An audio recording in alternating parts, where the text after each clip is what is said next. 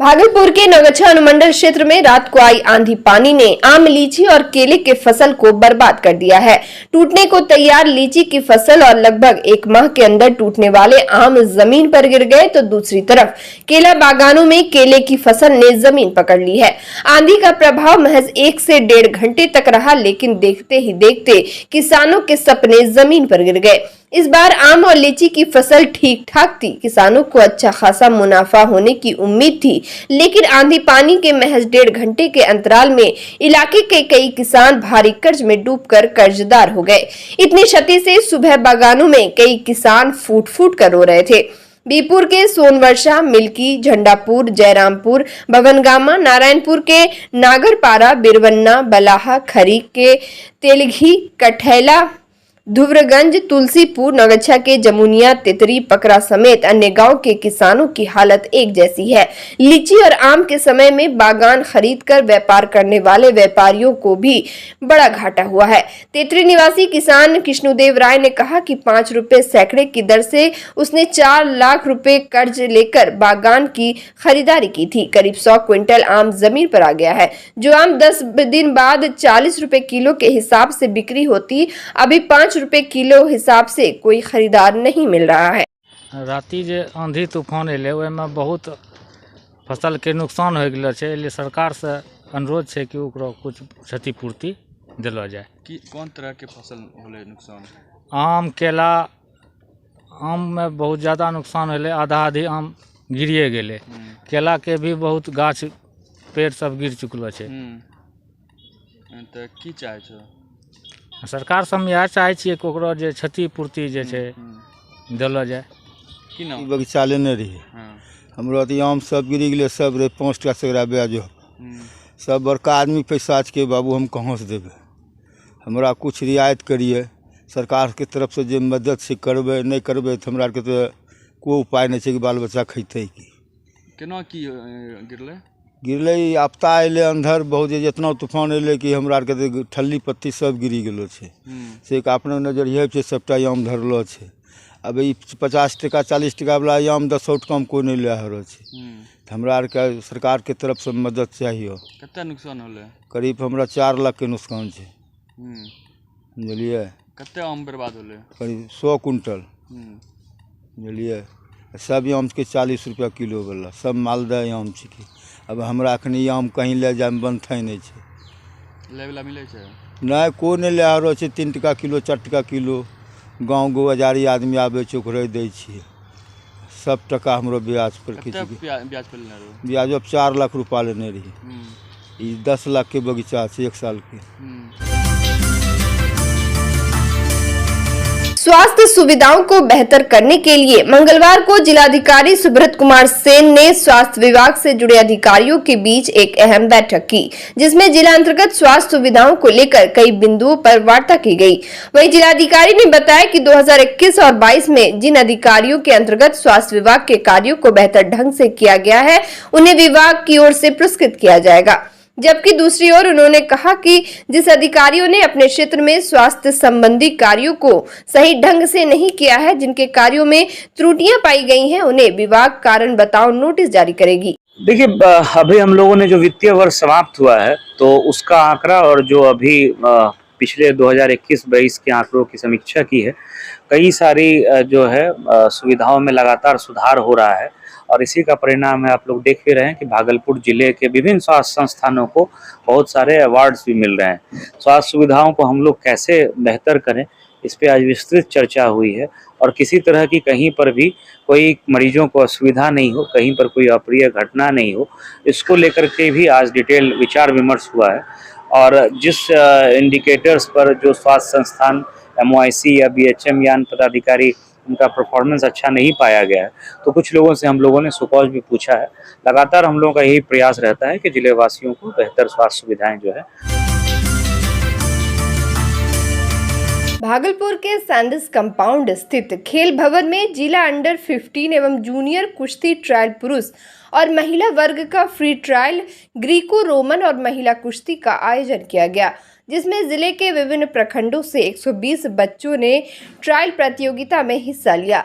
इसमें चयनित बच्चे 22 से 24 मई को बेगूसराय में जिला स्तरीय ट्रायल प्रतियोगिता में हिस्सा लेंगे। इसमें जो बच्चे चयनित होंगे वह नेशनल लेवल पर खेलने के लिए अंडर 15 प्रतियोगिता में हिस्सा लेंगे। वही आयोजक ने कहा कि जिला प्रशासन ने कुश्ती खेल को बढ़ावा देने के लिए खिलाड़ियों के लिए ट्रेनिंग की भी व्यवस्था कर रखी है। उम्मीद है कि भागलपुर कुश्ती ट्रायल में भी अपना परचम लहराएगा। वहीं इस प्रतियोगिता में भागलपुर के अलावे कहलगांव, नौगछिया, देवपुर, घोगा जैसे जगहों से खिलाड़ी इस प्रतियोगिता में अपना भाग्य आजमाने पहुंचे थे। ये कुश्ती चयन प्रतियोगिता हो रहा है अंडर 15 और जूनियर का। इसमें जो बच्चे चयनित होंगे वो 22 से 24 मई में बेगूसराय में जो आयोजित हो रहा है उस प्रतियोगिता में भाग लेंगे। ये जिला स्तरीय का चयनित प्रतियोगिता है। इसके बाद बिहार लेवल की क्या उद्देश्य होता है कार्यक्रम से? देखिए, ये जो उद्देश्य ये खिलाड़ी मेन जो आप देखेंगे जैसे गाँवों में दंगा बनता है, मेन जो खिलाड़ियों का प्रवेश बनता है कुश्ती में ये एसोसिएशन से ही बनता है। मान लीजिए आप आगे यहाँ खेलते हैं, नेशनल में खेलते हैं, डिस्ट्रिक्ट, स्टेट, नेशनल, इसके बाद ओलंपिक में जाते हैं, वर्ल्ड चैम्पियनशिप खेलते हैं। इसमें और गवर्नमेंट या ऊपर से जो भी फैसिलिटी मिलता है इसी खेल से मिलता है। कहाँ कहाँ से बच्चे आए हुए हैं? यहाँ पे आपका इस्माइलपुर, सैदपुर, कहलगांव, मोगा, कुर्पति, समोला, विराटनगर, फुलकारी, ये सभी के बच्चे पार्टिसिपेट किए। यहाँ से चयनित होने के बाद कहाँ जाएंगे? यहाँ से चयनित होने के बाद 22 से 24 मई में बेगूसराय में होगा। नाम बताइए। मेरा नाम ब्रजेश कुमार, भागलपुर जिला कुश्ती संघ सचिव।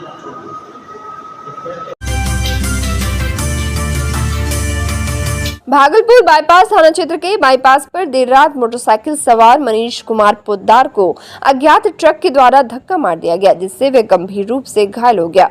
जिसके बाद आसपास के लोगों के द्वारा घायल को जवाहरलाल नेहरू चिकित्सा अस्पताल में भर्ती कराया गया, जहां इलाज के क्रम में उसकी मौत हो गई।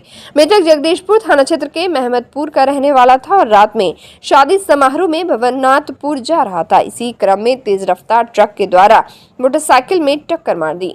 घटना के बाद परिजनों का रो रो कर बुरा हाल है। मांझी भागलपुर विश्वविद्यालय के प्रशासनिक भवन में छात्रों ने जमकर हंगामा किया। अपनी मांगों को लेकर छात्र कुलपति से मिलना चाहते थे, लेकिन कुलपति से मुलाकात नहीं होने के कारण घंटों छात्र धरने पर बैठे रहे और प्रशासनिक भवन के अंदर जमकर हंगामा किया। बता दें कि bio informatics department vocational course की पढ़ाई कंप्लीट किए बगैर बंद किए जाने के मामले को लेकर छात्र विश्वविद्यालय पहुंचे। छात्र ने कहा कि वोकेशनल डिपार्टमेंट की पढ़ाई पूर्ण करने के बाद अगर बंद की जाती है तो हमें कोई परेशानी नहीं थी। पता थी बायो इन्फॉर्मेटिक्स हम लोग का डिपार्टमेंट है, वो डिपार्टमेंट का वैलिड 10 साल तक का है। वो 10 साल के आगे यूनिवर्सिटी एडमिशन क्यों लिए हम लोग का?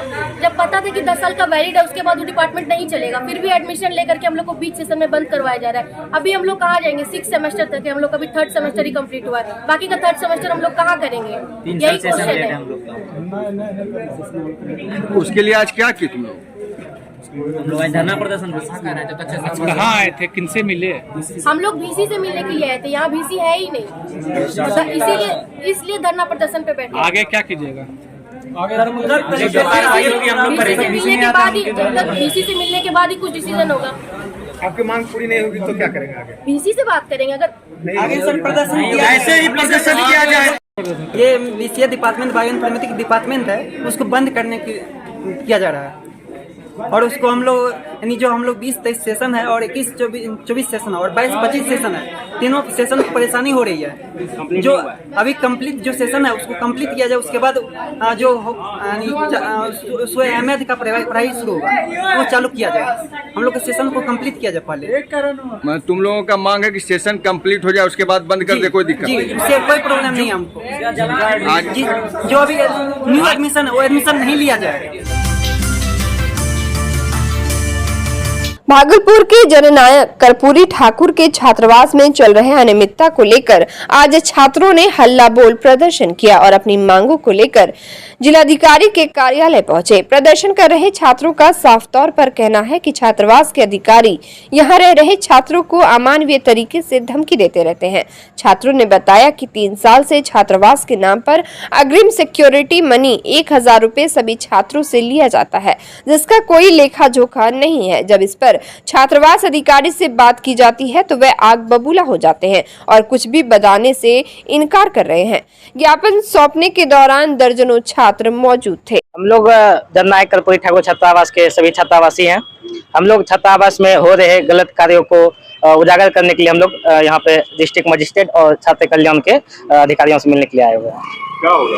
समस्या यह है कि हम लोग के यहाँ जो नामांकन होती है नए छात्र के छात्रों को, उनको सिक्योरिटी मनी के तौर पे 1,000 रुपया लिया जाता है, जिनका कोई विवरण नहीं है आज 3 साल से। ठीक है। दूसरी बात, छात्रावास में बच्चों को छात्रावास अधीक्षक के द्वारा धमकाया जाता है। किसी भी सही मुद्दे को बताने पे छात्रावास के बच्चों को डराया जाता है कि तुम नहीं बोले तुम्हारा नाम काट के भगा देंगे। क्या चाहते थे? हम लोग चाहते हैं छात्रावास अविलंब छात्रावास अधीक्षक के को पद मुक्त करें और नए छात्रावास अधीक्षक का नियुक्त करें। ये जो एक उम्र के बाद 40 के बाद रेगुलर जो है साल में 1 बार 2 बार अपना ब्लड प्रेशर नपाते रहें, और अगर ज़्यादा हो तो इसका जो है सो उचित इलाज करावें, क्योंकि blood pressure, high blood pressure आपके मस्तिष्क, आपके हार्ट, आपके किडनी, आपके नस को नुकसान पहुंचा सकता है और नुकसान पहुंचाता है। प्रत्येक आदमी को इसका ध्यान रखना चाहिए। भोजन, एक्सरसाइज, 7 से 8 घंटे सोना, ये सब का जो है करने से आप कम से कम जो है सो ब्लड प्रेशर के मरीज होने से बच सकते हैं। हमारे नए करिकुलम में ये जुड़ भी गया है और हम आपके विद्यार्थियों को ये करिकुलम में डालते हैं कि आप योगा, एक्सरसाइज, मेडिटेशन, अध्यात्म के बल पे कैसे तनाव मुक्त रह सकते हैं और अपने ब्लड प्रेशर को कंट्रोल कर सकते हैं। तो मैं हमेशा ये बात कहूँगा कि आप तनाव मुक्त रहें, जितना हो सके सिगरेट, धूम्रपान का सेवन कम से कम करें।